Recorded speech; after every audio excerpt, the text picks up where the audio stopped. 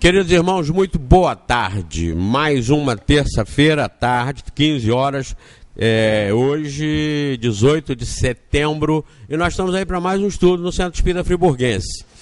Contamos com a participação atenta de todos vocês nessa tarde agradável, gostosa, que já encontramos pessoas reclamando que já está quente demais. Há pouco tempo eu já encontrei algumas reclamando que estava frio demais, agora reclamando que está quente demais. E nós estamos aqui justamente para aprender a não reclamar. Se está quente, segura, se está frio, contorna. Aliás, devemos fazer o seguinte, se está quente, vamos curtir o calor. Se está frio, vamos curtir o frio. É engraçado, né? O pessoal sai daqui para ir para Bariloche, 20 abaixo de zero. Aí Berlim, 30 abaixo de zero. E quando esfria aqui, reclama. Vai fazer turismo em lugares de gelo e quando aqui esfria, reclama. Ou então vai passear nos lugares, no deserto e tal, e quando esquenta aqui também reclama. Então nós estamos aqui para aprender, entre outras coisas, não reclamar. Se adaptar às coisas que a gente não pode mudar. Porque se ele pudesse mudar, tudo bem. Já que a gente não pode, vamos nos adaptar a isso aí. Hoje o senhor Eli vai fazer a palestra e nós vamos fazer a nossa prece para dar início à nossa reunião. Queridos amigos espirituais, muito obrigado por estarmos aqui todos juntos, aproveitando esta oportunidade a fim de aprendermos mais sobre a doutrina espírita em detalhes, em colocações que nós muitas vezes ainda não pensamos, ainda não atingimos com as nossas meditações. Estejam todos vocês sintonizados conosco, a fim de que possamos absorver entendimentos nobres que certamente o estudo da tarde nos fará chegar aos corações. Muito obrigado a todos vocês e que em nome de Deus, com a permissão de Deus, que com a proteção de Jesus, nós possamos dar início à nossa reunião de hoje. Que assim seja, graças a Deus. E com vocês, Celi. Uma boa tarde a todos. Essa tarde gostosa que ele falou, para mim já não está tão, não, já está quentinho demais. Eu derreto, né? Ótimo. Eu derreto. Às vezes eu brinco com meu filho e falo assim, vai ter uma pocinha. Quando eu sei, ele falou, não, vai ter um oceano. Né? Pocinho, quando derreter tudo aí, vai virar oceano. Mas realmente tem que ser assim, né? Uns têm que gostar de umas coisas, outros de outras, porque está tudo aí no contexto, né? E aquilo que a gente não gosta, como ele falou, a gente tem que se adaptar, porque nem tudo na vida a gente gosta, né? Não é nem para isso, é para a gente conhecer também o lado que não é lá grande coisa para a gente dar valor quando a gente tem aquilo que nos causa prazer, né?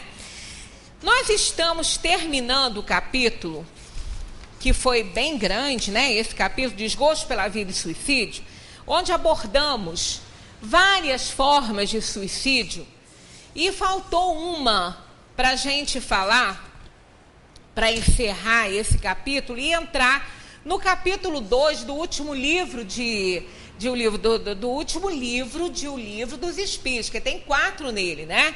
Que vai começar a falar do nada e da vida futura. Já que o nada não existe, nós temos uma vida futura. Então, na pergunta 953, Kardec pergunta assim: quando uma pessoa vê à sua frente uma morte inevitável e terrível, é culpada por abreviar de alguns instantes o seu sofrimento por uma morte voluntária? Eles respondem: sempre se é culpado de não esperar o termo fixado por Deus. Aliás, haverá certeza de que ela tenha chegado? Malgrado as aparências, e não se pode receber um socorro inesperado no derradeiro momento, daquilo que nós chamamos de derradeiro momento, né? E, na verdade, a gente tem vários exemplos disso, né? Às vezes, a gente ouve falar de pessoas que estão tão mal no hospital, mas estão realmente assim, na fase final, não de uma doença específica, mas às vezes até por causa de uma idade mesmo, mais avançada. Eu me lembro que a minha avó, isso a gente lembra e ri, porque foi exatamente assim. Ela foi aos 93 anos, Mas a partir de uma certa idade, eu não me lembro se era 80 e pouco, por ali, ela ia para o hospital, ela tinha asma, ela passava muito mal, ela tinha uma infecção na pele, tipo erisipela, que também botava ela bem mal. Então, quando ela ia para o hospital, os médicos ficavam conversando com a gente, dizendo, preparando a gente para ela morrer. Aí a minha tia, é ruim, ela sai dessa, você vai ver. E lá ia ela leve e solta para casa, toda bonitinha, né? Nada de morrer, né? Aí, quando a minha tia não levava ela assim à toa, não, porque tinha pena daqueles procedimentos, só quando precisava mesmo. Então, teve uma vez que ela ligou para mim e falou, olha, Celi, você vem, porque dessa vez ela está bem ruinzinha, ela precisa realmente ficar aqui. Aí eu desci muito rápido, minha avó era uma paixão muito grande na minha vida. Eu desci correndo, cheguei lá no hospital, esbaforida, eles estavam levando ela para uma cirurgia para colocar eles chamam de umbrella, que ela tinha caído, quebrado o fêmur já pela segunda vez, e ela estava fazendo embolia por causa da cirurgia. Então eles iam colocar o que eles chamam de umbrella para evitar do coágulo subir. E aconteceu o que estava acontecendo, que ela tinha uns probleminhas de estômago, ela não podia tomar o anticoagulante. Aí ela passou assim muito esquisita para ir para a cirurgia, o grupo de médicos e tudo. Aí depois veio o médico conversar com a gente que era o último recurso, que ele não podia garantir nada. Ela fez a cirurgia, saiu do hospital, viveu por mais uns 8 ou 9 anos e o médico que falou que ela ia foi. Ela enterrou uns 4 ou 5 médicos que falaram que ela ia morrer. Aí eu falei, vó, Deus me livre, se eu fosse sua médica, eu não queria ser, não. Você ia me enterrar, né? Então, ela chegava a um ponto de a gente achar mesmo que ela estava morta. E ela estava vivinha e ia para casa, num bom humor muito grande, né? Então, quem garante que realmente está na hora da pessoa morrer, né? E às vezes não fazer, porque inclusive nessa equipe médica tinha um médico que era até contra esse procedimento, que achou ela tão debilitada e a idade tão avançada, ter que abrir uma artéria para colocar aquele negócio. Então realmente ele não foi nem muito a favor, mas os outros falaram, não, nós temos que fazer tudo que for possível para salvar a vida dela. E ela botou aquele negócio, foi para casa e viveu mais uns 8 anos aí. Né? Então, realmente, a gente não sabe se está na hora da gente ir. Então, nós temos que fazer todo o procedimento necessário, inclusive aqui na lei de fatalidade, eu devia até ter separado, mas eu sei que é dentro desse capítulo, dentro da lei de liberdade, que está assim, da infalibilidade da hora da morte, segue-se que as precauções que se tomam para evitá-la são inúteis, né? Porque às vezes realmente os médicos chegam à conclusão que não tem mais jeito, né? Eles respondem assim, não são inúteis, porque as precauções que tomais vos são sugeridas com o fim de evitar a morte que vos ameaça, são dos meios para que ela não se verifique. Porque, na verdade, nós não sabemos, os médicos não sabem, não é? Eles podem dar aí um prognóstico aí de vida para alguém de 4 anos, 3 anos, e a pessoa viver mais 20, não é? Viver muitos e muitos anos. Então, a gente não tem certeza. Então, todo recurso deve ser usado para que se evite aquela situação ou para que a pessoa tenha uma condição melhor ali, porque a gente, na verdade, não sabe, né? Nós não sabemos o que está reservado para nós. Quantas pessoas, olha, na sexta-feira, passou aquele programa no Globo Repórter sobre a imposição das mãos, né? Sobre a ação da fé, dos fluidos, explicando tudo isso, né? E os médicos, na hora que tem que dar a posição deles diante da cura, eles não sabem explicar. Um fala, olha, realmente eu não sei explicar como que esse tumor desapareceu, mas ele desapareceu, ele não está mais sendo visível nos exames, né? Então, são casos e casos, e nós não sabemos, né? Nós temos um plano espiritual, nós temos uma dimensão espiritual que interage conosco. Nós não sabemos se a nossa vida ainda é muito importante aqui para nós, ou seja, para quem for, né? Nós temos as moratórias, e às vezes poderemos estar ali, nas vascas da morte, e, no entanto, sair muito bem, ainda viver muitos anos ainda, né? Então, a gente não pode avaliar se realmente está na hora da gente partir. Na 953A, Kardec pergunta assim, que é um desmembramento da outra, né? Concebe-se que em circunstâncias ordinárias seja o suicídio repreensível, mas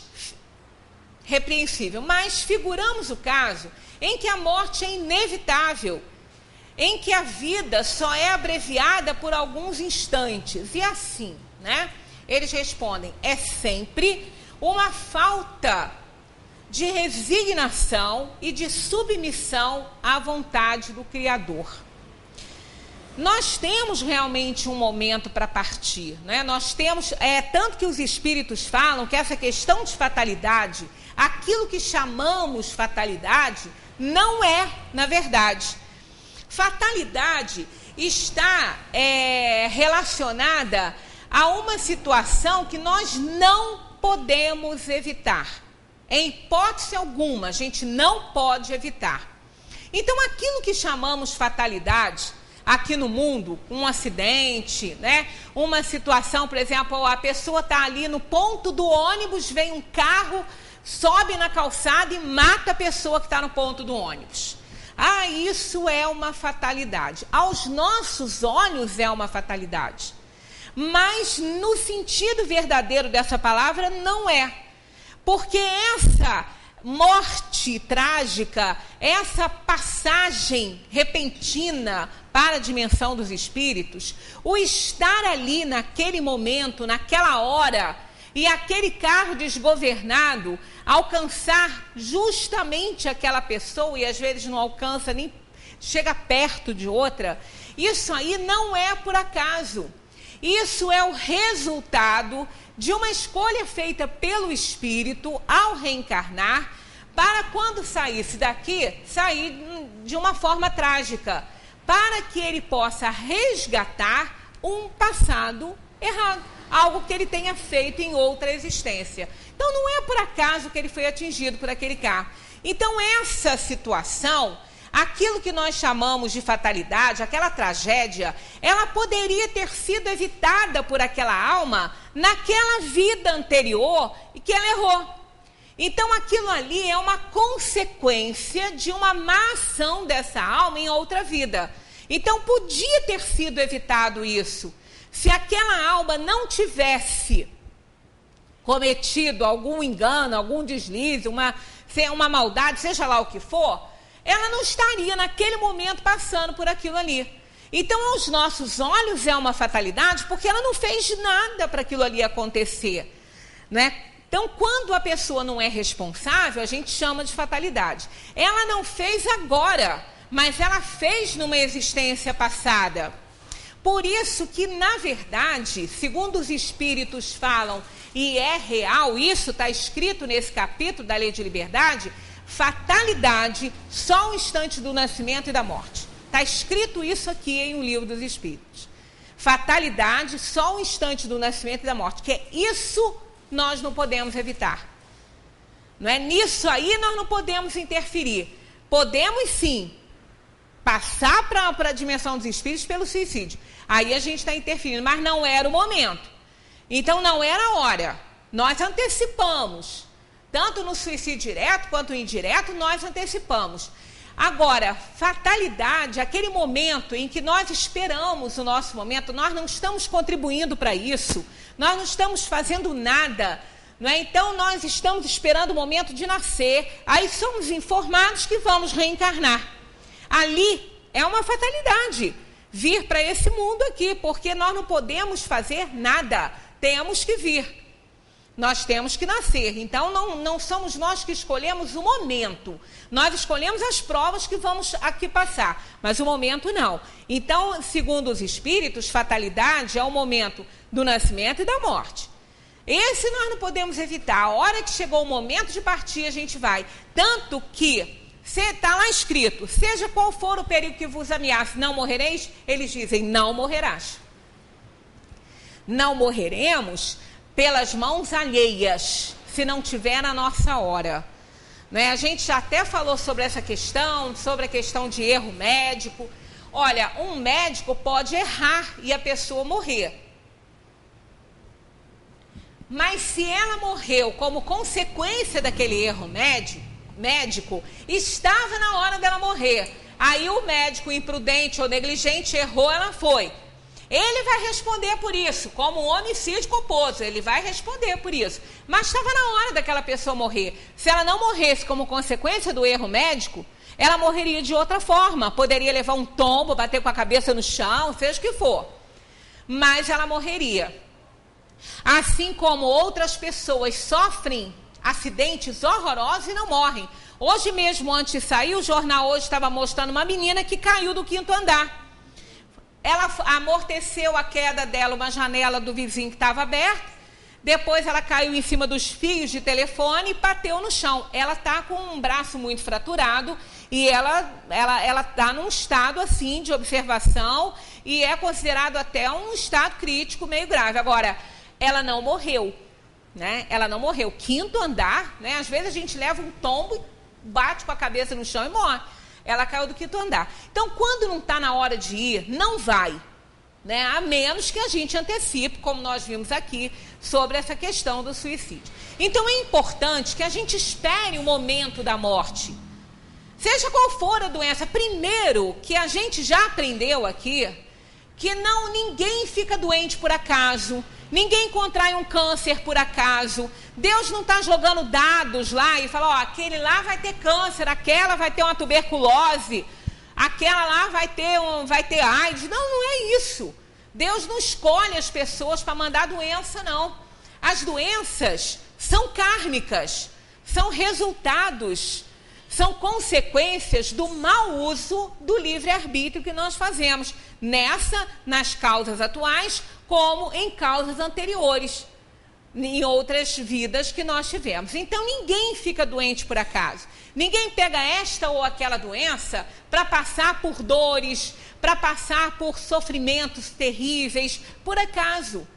Então, todas as vezes que nós abreviamos isso, nós ficamos devendo tempo.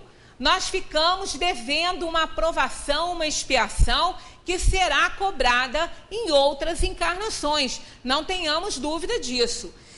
O termo eutanásia, que seria isso, abreviar a vida, não é? Chamar aí a responsabilidade da família, às vezes por conta do próprio doente, ou seja quem for, para abreviar a partida, não é, dessa criatura para a dimensão dos espíritos, já que nem sabe, né, que a dimensão dos espíritos, quem faz isso não tem muita noção dessa parte de espiritualidade, né? Isso aí para salvar a vida de alguém, salvar aquela pessoa do sofrimento, diminuir aquela dor que a pessoa está passando, né? Isso aí é a eutanásia. A eutanásia é muito assim usada nos animais. Quando os animais estão sofrendo muito, não tem mais o que fazer por eles, não tem mais medicação, então neles é diferente. Porque um animal, ele não tem karma para cumprir, ele não tem provação para passar, ele não tem expiação para passar, porque ele não tem livre-arbítrio. Então, o sofrimento no animal é desnecessário ali. Ah, mas aí Deus não vai prover? Os animais estão sob a nossa responsabilidade. Nós somos responsáveis por eles. Então, nós é que temos, com a ajuda da dimensão dos espíritos, né, do nosso anjo de guarda, que nos ajuda a fazer a tomar as nossas decisões, nós é que temos que ver isso. Agora, no ser humano não é assim.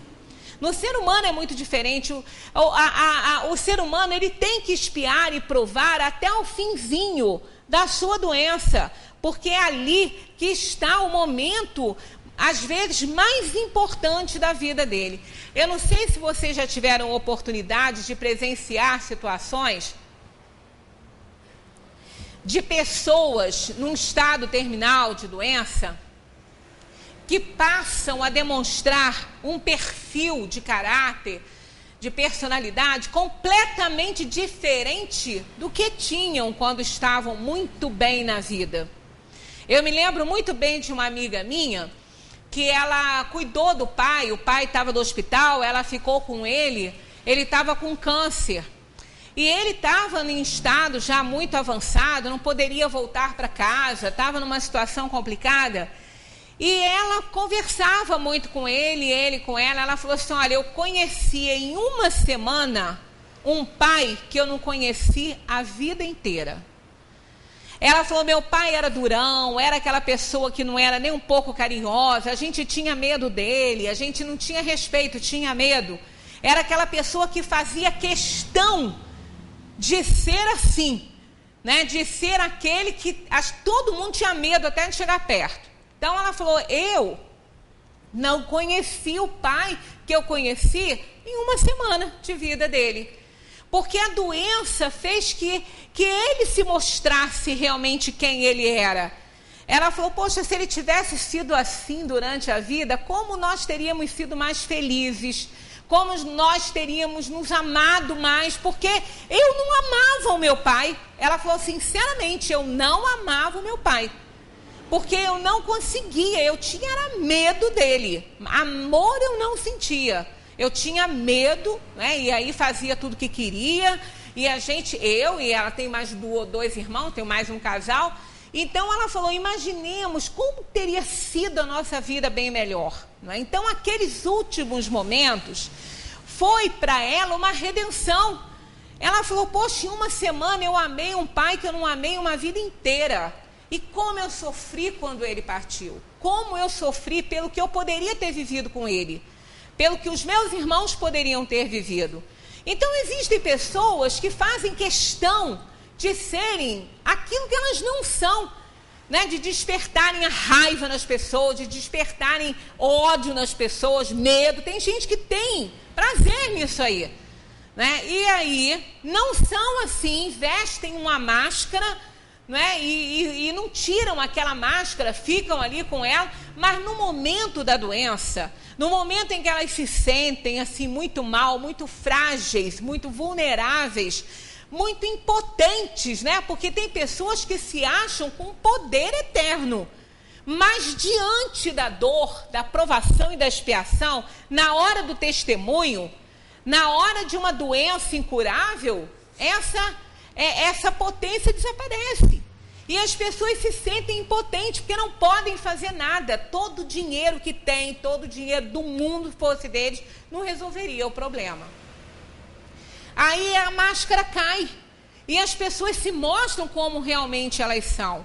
Então são momentos valiosos. Às vezes 1 dia, 2 dias são suficientes para uma pessoa fazer a própria redenção no finalzinho de uma doença. Então, tirar essa oportunidade da alma, seja por conta da própria pessoa ou da família, é uma maldade, né? Porque não eu me lembro que quando eu li um livro da Elisabeth Kubler-Ross, ela se dedicou, ela era uma médica suíça, ela se dedicou muito aos pacientes terminais. Porque ela percebia como eles queriam falar, como eles queriam conversar.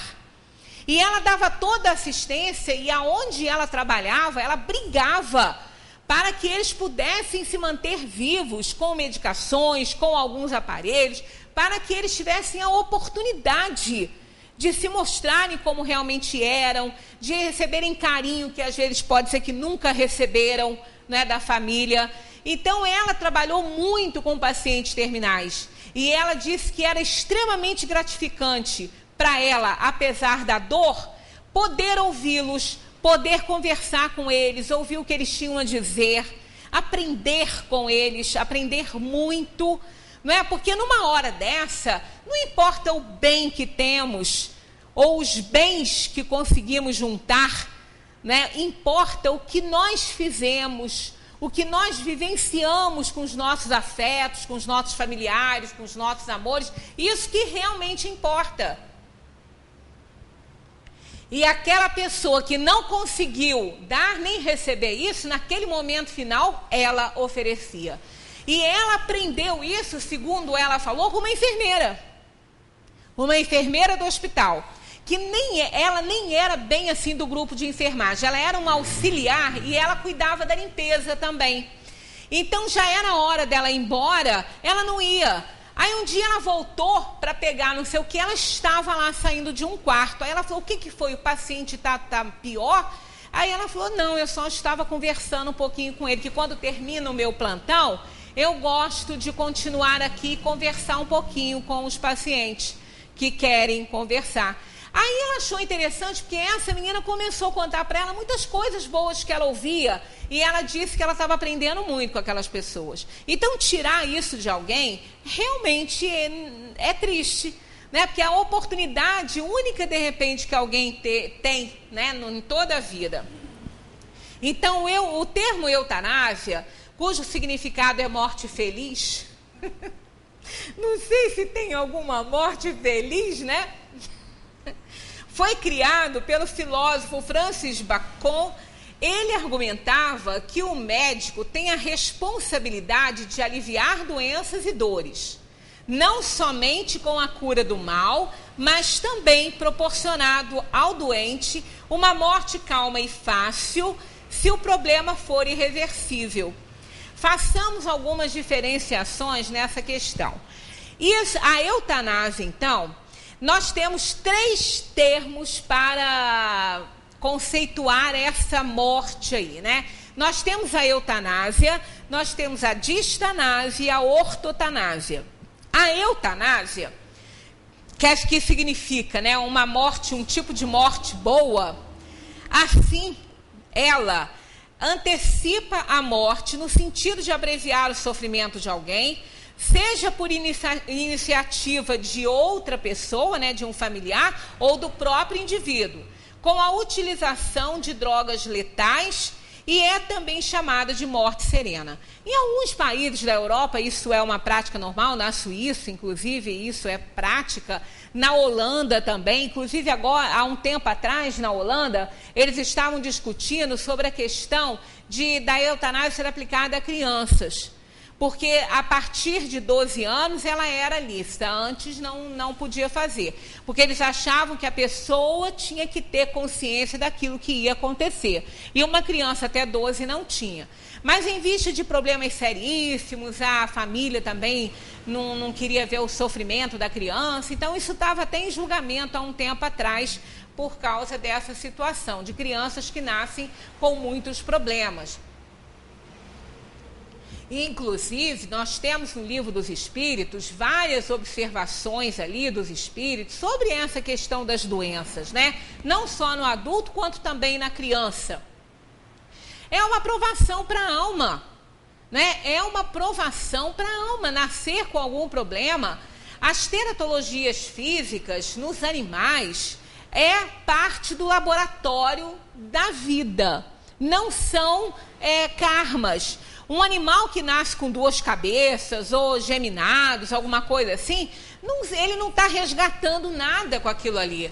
Aquilo ali são manipulações do reino dos animais inferiores, da própria natureza. Não é para cumprir karma nenhum. Mas num ser humano é diferente. Não é? Ninguém nasce por acaso com síndrome de Down, ninguém nasce por acaso com uma doença e vai viver só vai viver 2 ou 3 meses. É importante esse período de vida, até mesmo para que a própria família faça uma avaliação, porque isso é uma provação, uma expiação, não só para a alma que está vindo, como também para a família que está cercada disso. Imaginemos, né, o primeiro filho de um casal, que está sendo tão esperado, né, tão amado, às vezes primeiro neto, né, de ambas as partes, E a criança vem com um problema muito sério e não vai viver, né, muito tempo. Olha que problema, que dor para essa família, que expiação, mas que período importante também de reflexão dessa família para os próprios valores que cultua, né, que cultiva na própria vida. Né? Tantas pessoas dão importância a tantas coisas, e diante de uma situação dessa, às vezes uma família que tem muito poder e não pode curar o próprio filho, né? E vai viver um tempo e não vai ficar. Então isso tudo faz parte de uma aprovação, de uma expiação, para que a gente possa reavaliar os nossos valores. É importante isso. Então, na eutanásia, nós tiramos da pessoa essa oportunidade de fazer a própria avaliação. A distanásia já significa dificuldade, tanásia, morte, né? Com dificuldade. É uma morte com sofrimento. Ao contrário da eutanásia, é a utilização dos meios adequados para tratar uma pessoa que está morrendo. Ou seja, a distanásia também pode ser utilizada como a forma de prolongar a vida de modo artificial, sem perspectiva de cura ou melhora, também chamada de intensificação terapêutica ou obstinação terapêutica.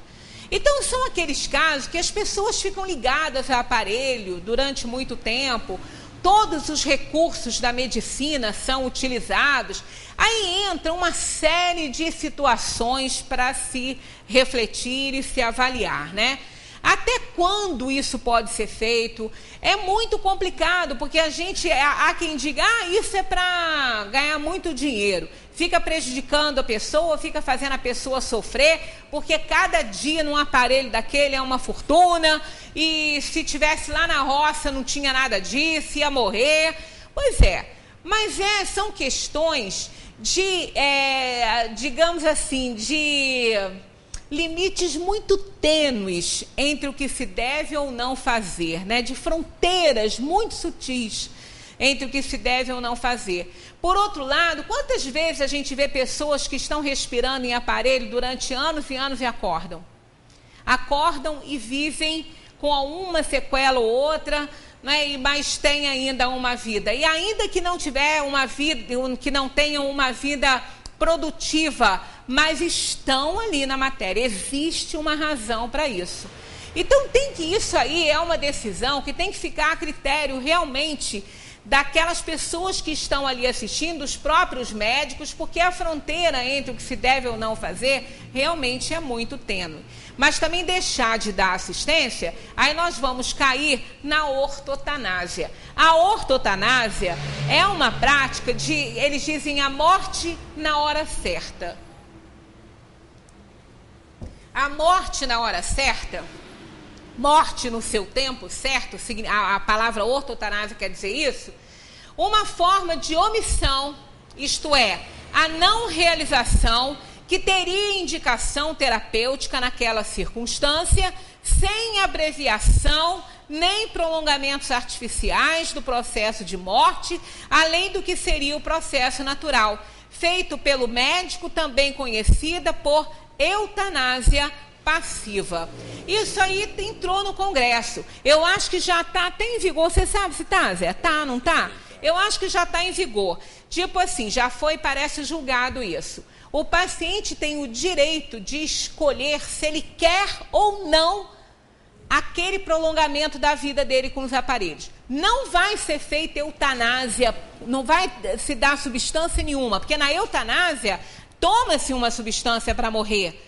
Não é injetado é feita uma injeção, parece que põe dormir, né, que seda, e depois uma outra, tipo eutanásia dos animais mesmo. Eles botam para dormir a pessoa e depois uma outra vem e faz o coração parar. É indolor, segundo eles é totalmente indolor. Isso na eutanásia. Na ortotanásia não se ministra nada. A pessoa vai morrer no tempo certo que ela tem que morrer, segundo a observação aqui. Agora, tudo isso implica uma série de coisas. Uma pessoa que está na roça, ela não tem condições, ela realmente vai ter que esperar o tempo dela. Às vezes a pessoa não tem recurso financeiro para isso. Os hospitais públicos não vão segurar um paciente por meses e meses num aparelho, porque eles não têm também recurso para isso. Então é outra história. Mas nos tempos mais modernos, aquelas pessoas que têm, né, também não é por acaso que aquela doença acabou chegando em alguém que pode cuidar, em alguém que pode fazer isso, né? Aí entra muito a questão da intenção. Todo o tempo que falamos sobre suicídio, colocamos principalmente a intenção aí na frente de tudo. Se uma pessoa deixa de usar os recursos para prolongar a vida, ou até mesmo salvar, porque a gente diz, os médicos dizem prolongar, mas podem estar salvando a vida. Porque em alguns casos, como estão aí descritos na história médica, as pessoas usaram esses aparelhos que eram apenas para prolongar a vida e viveram, ficaram bem, acordaram e continuaram a vida. Num caso em que a pessoa não quer usar isso porque não quer gastar dinheiro, não quer perder grana, aí é outra história, né? Então é sempre aí a intenção, né? Mesmo com boas intenções, nós não vamos nos livrar das consequências por ter participado de uma eutanásia ou de uma ortotanásia. Nós não vamos nos isentar. A gente tem que manter sempre um ambiente íntimo muito bom para receber do nosso espírito protetor a orientação certa, né, para que a gente faça a melhor escolha em todas as situações, principalmente nessa aí, para que a gente não tenha que depois responder por nada. Porque também uma pessoa que poderia, né, ter uma melhora, até mesmo um alívio, uma caridade, né, para uma pessoa respirar melhor, mesmo sabendo que ela vai morrer, isso é triste quando a pessoa também morre também num sofrimento horrível, né? Por conta, muitas vezes, da decisão de outra pessoa, que nem foi a dela, né? Então, nós temos nisso aí, tem que ter aquela sensibilidade para conhecer ali esse limite, essa fronteira aí, entre, né, o prolongar e o deixar. Mas é sempre, segundo os espíritos, uma antecipação, não ministrar a medicação toda, não ministrar aí, não colocar as pessoas sob os aparelhos necessários, porque isso pode prolongar. E às vezes, naquele períodozinho que um aparelho está prolongando a vida da pessoa, a pessoa está fazendo a sua própria redenção. Porque aquela história, às vezes, para quem está assistindo, o paciente está em coma, o paciente não está sabendo de nada, mas não é assim em todos os casos. Existem casos que o paciente está lá todo ligado no aparelho, né? Só tá vivo, né? Tem vida cerebral, tá vivo. Mas não fala, não se mexe, está só esperando a hora da morte. E ele não está, o espírito está em plena atividade, vendo tudo aquilo que está acontecendo com ele. E ele passa a compreender naquele momento a razão de tudo aquilo. Porque quando um espírito se emancipa da matéria, ele toma conhecimento, às vezes, de muitas coisas que ele não tinha quando ele estava ali com o princípio vital a pleno vapor e tudo, com o esquecimento do passado. Mas quando se emancipa, ele está um pouco também na dimensão dos espíritos. E ele pode visualizar melhor e avaliar melhor a sua situação. E ainda que ele não avalie isso sob o ponto de vista espiritual, mas sob o ponto de vista material ele pode avaliar. Imaginemos uma pessoa que tenha sido essa pessoa desse tipo que o pai dessa minha amiga foi, né?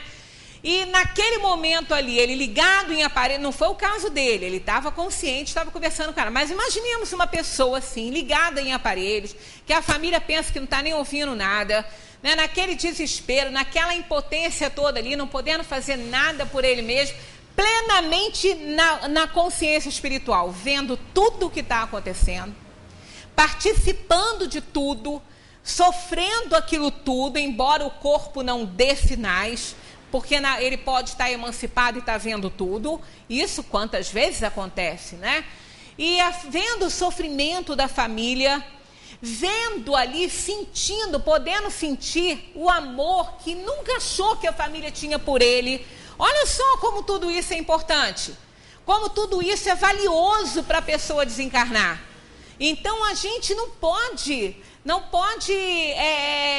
privar uma alma dessa situação, né, disso aí. Então, o que nós podemos achar que está sendo um sofrimento muito grande, pode não estar sendo, né? Pode estar sendo o momento da redenção daquela alma. Então, a primeira e a última, que é a eutanásia e a ortotanásia, onde a pessoa não faz. Imaginemos uma pessoa que está com um câncer muito avançado. Descobriu já num estado muito avançado. A químio não vai curar, não vai. Já se sabe que não tem condição, está com metástase, está no corpo inteiro, não tem jeito. Mas a químio pode prolongar um pouco a vida dessa pessoa. Aí ela decide, não, a família decide por também não fazer. Aí isso no caso é a ortotanásia. Deixa o câncer, né, progredir e aí a pessoa vai, aquilo ali, segundo eles, na morte certa. Então, olha só, ela pode ir muito antes de ter feito uma reflexão tão importante na sua vida, de ter passado por aqueles momentos de dor e sofrimento que seriam para ela um tratamento para a alma e não mais para o corpo. Então é importante. Então, tanto a primeira quanto a última, sob o ponto de vista do espiritismo, conhecida na tradição popular pelo chá da meia-noite, né, porque é aquele que o sujeito toma e vai para sempre, como uma das mais sérias infrações às leis da vida. Porque se Deus não interrompeu ainda a vida daquela pessoa, porque é importante aqueles momentos finais, aqueles minutos, às vezes são minutos que podem auxiliar e dar oportunidade à alma de fazer a sua redenção. Suicídio, aborto, eutanásia, são tragédias morais, uma vez que ferem frontalmente a vontade divina, alterando-lhe, portanto, os desígnios. Com o consentimento do doente, é considerado suicídio. Então, é um suicídio, não deixa de ser. Feito a revelia da vítima, é considerado homicídio. Nas tramas da existência humana, razões tenebrosas como ambição, temor, perversidade, materialismo, como outras de natureza passional, tem expulsado milhares de almas dos corpos físicos em que deveriam permanecer por mais tempo e por um período longo, né, assim, da vida. A eutanásia apresenta causas variadas para alguém querer praticar, né? Inclusive tem uma clínica na Suíça, saiu aqui, ó, na revista Época, é na Suíça, sim, né? Em que as pessoas compram a morte, né? E tem uma ex-atleta que ela está paraplégica, não traz o nome dela, mas ela já pagou e ela vai. Ela não quer mais viver do jeito que ela está vivendo. Ela não pode fazer nada sozinha, ela quer. E até um empresário também, e uma outra pessoa que viu a mãe morrer com Alzheimer. E ela disse que ela não quer que as filhas passem pelo que ela passou. Ela não quer que as filhas presenciem, que ela não sabe nem se ela vai ter, né?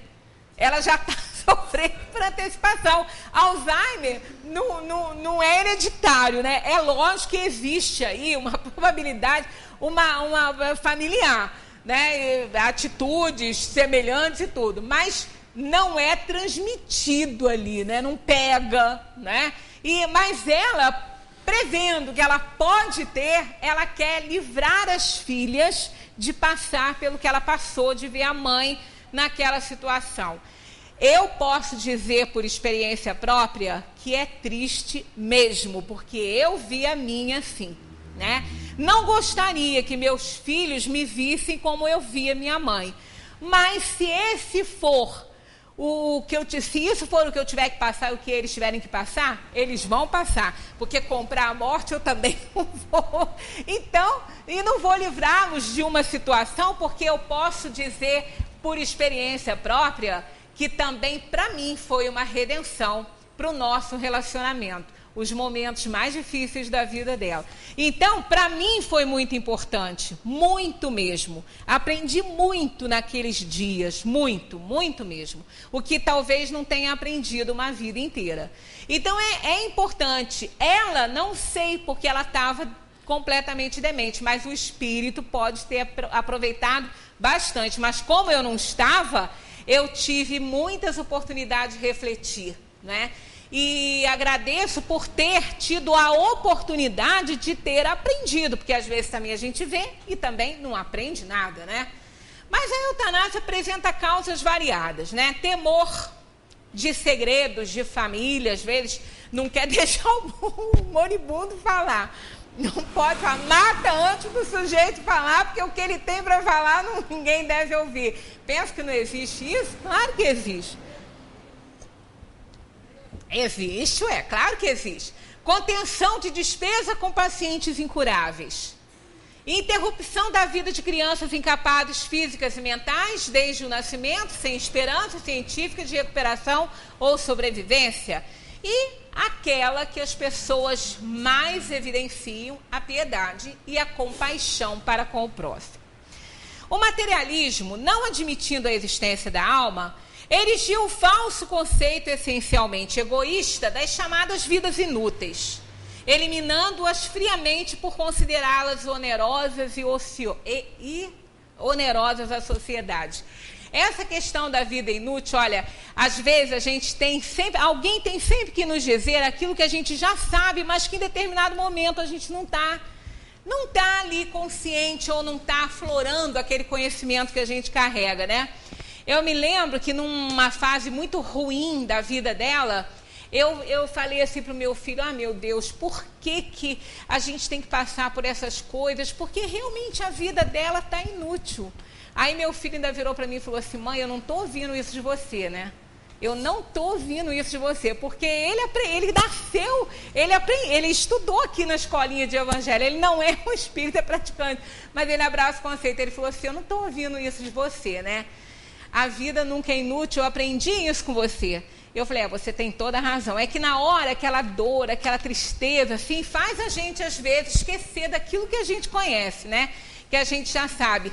Mas é aquela situação que nos faz pensar, que nos faz refletir. Então, pode até estar sendo inútil para ela, mas também não está. Porque senão não haveria razão para o sofrimento.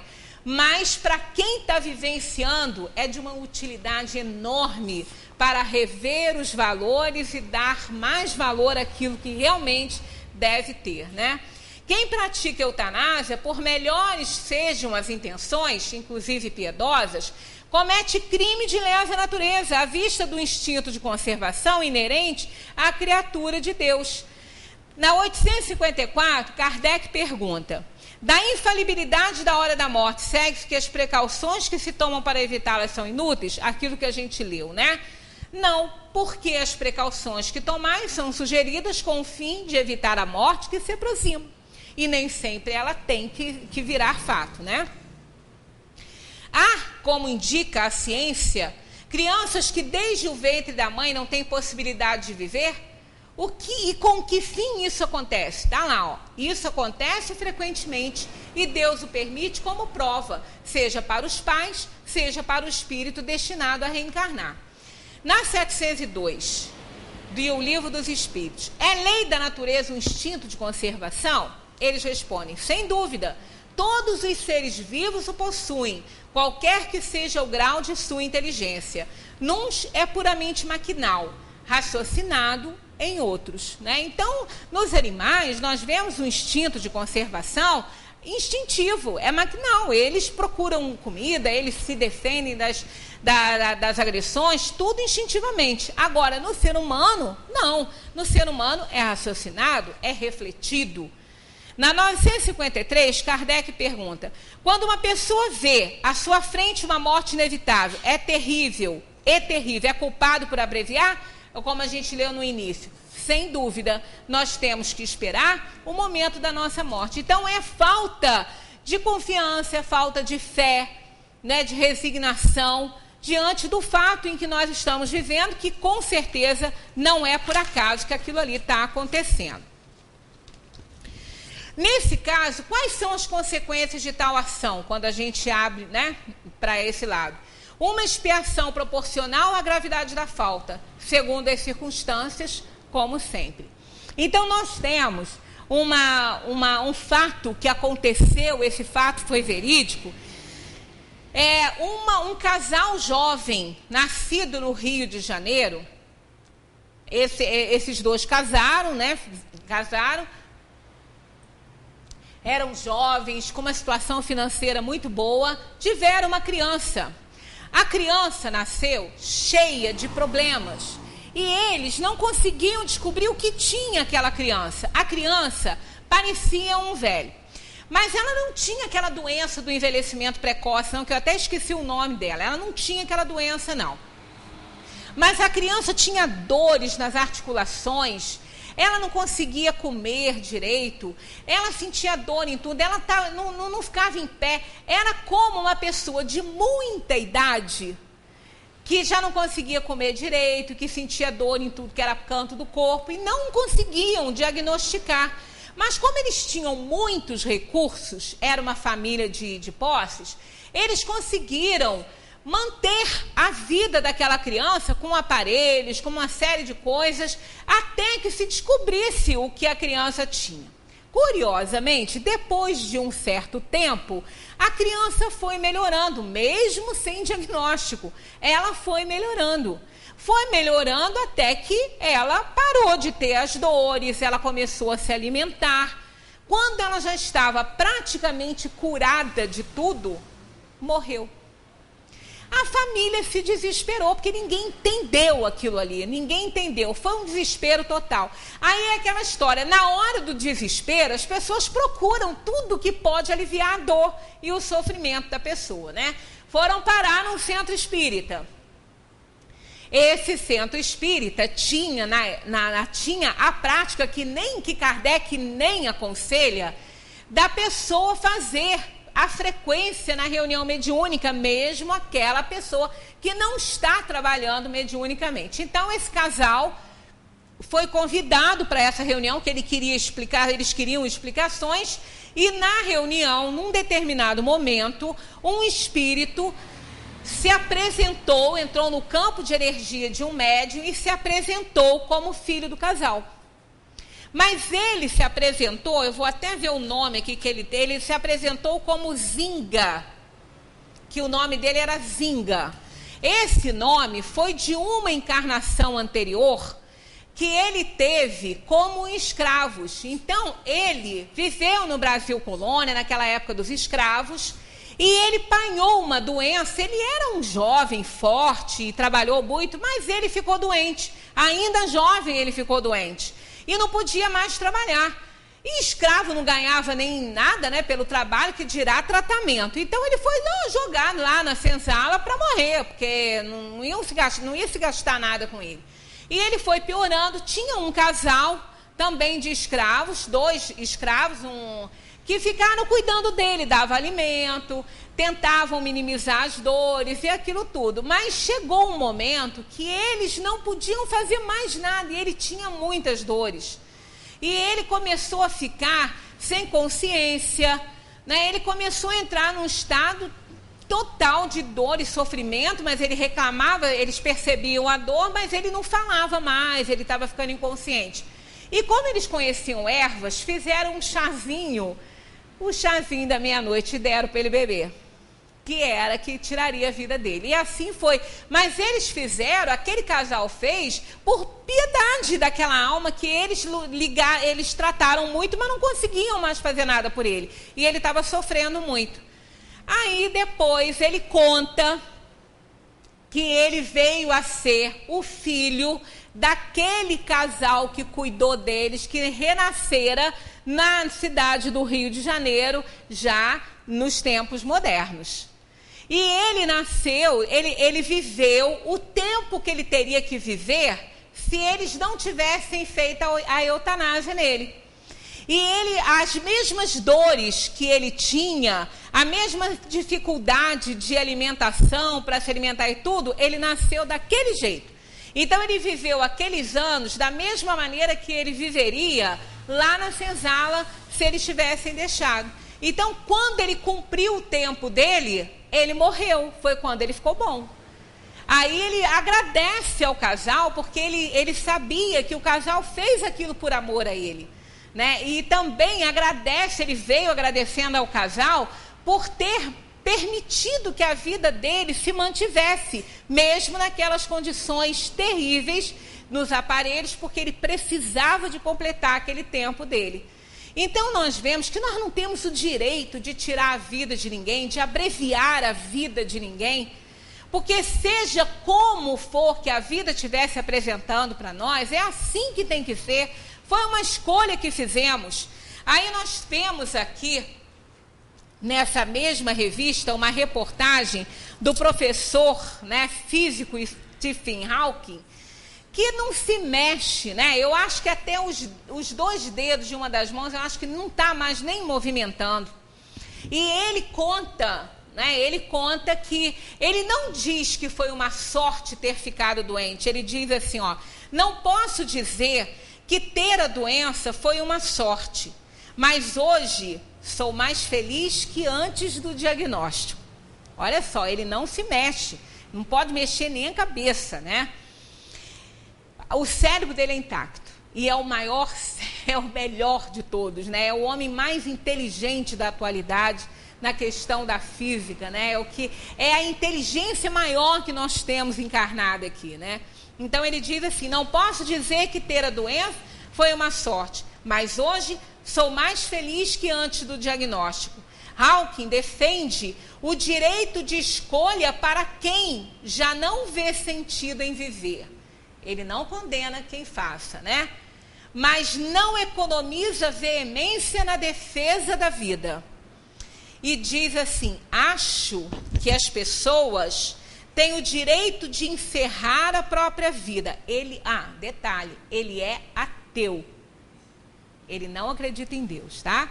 Acho que as pessoas têm o direito de encerrar a própria vida, mas seria um erro. Não importa quanto a vida pareça ruim, sempre haverá algo que você pode fazer e triunfar. Olha que lição de vida desse homem que é inclusive ateu, né? E nós, religiosos, reclamamos da nossa vida porque temos uma dor no dedão do pé, né? Então, que Deus continue nos iluminando com essa doutrina maravilhosa, esclarecendo, ampliando os horizontes do nosso pensamento, da nossa visão espiritual e nos ajude cada vez mais a ter fé, confiança que nós temos e tudo que acontece conosco é o melhor que poderia nos acontecer. Muita paz para todos.